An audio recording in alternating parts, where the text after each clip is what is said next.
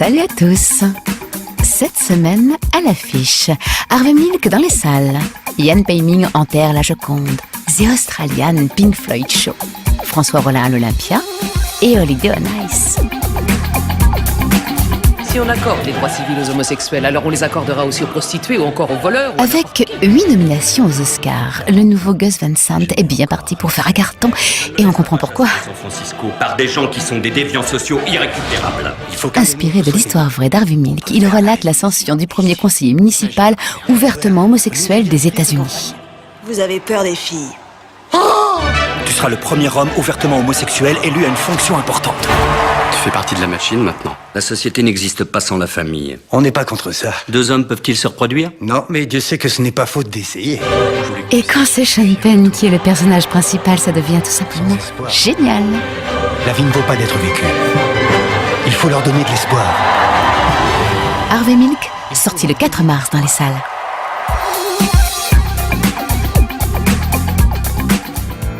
Un artiste contemporain au Louvre? Oui, mais pas n'importe lequel.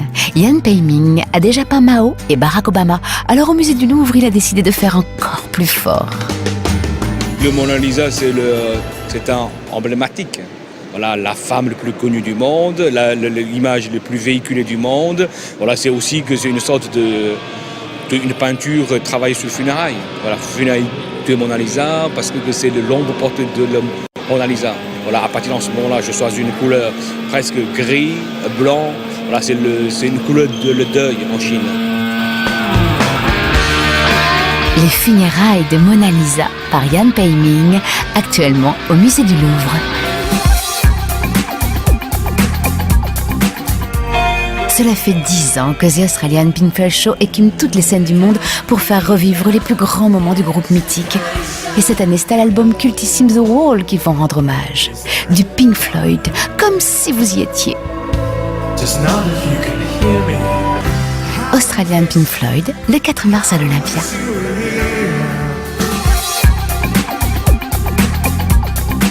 Et alors je regardais l'éléphant, comme ça, tranquillement, et puis à un moment, par inadvertance, j'ai laissé tomber mon sac sur la plate-bande de gazon. En 1 seconde, l'éléphant l'a attrapé avec sa trompe et il a tout bouffé, tout. Pour son spectacle Colère, François Rollin s'est métamorphosé en râleur C'est né. amusant, dit l'instituteur. Le voilà qui dit merci avec ses grandes oreilles. Gros con! Ça vit très vieux, un éléphant. Alors, naturellement, par la suite, j'ai cherché à me venger à l'âge de 20 ans. Et s'il râle tout le temps, c'est que tous les nerfs, même les éléphants. Aussi balourd, aussi prétentieux. Retrouvez toutes les colères de François Rollin à l'Olympia le 5 mars. Jamais le poids.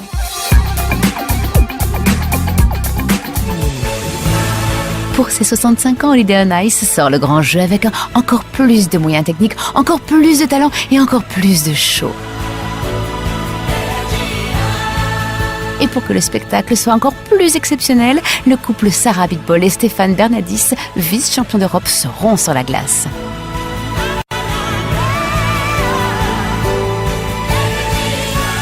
Energia, le nouveau spectacle de Holiday on Ice, en tournée dans toute la France. Et pour gagner des places, jouez sur notre site parispremière.fr. À bientôt!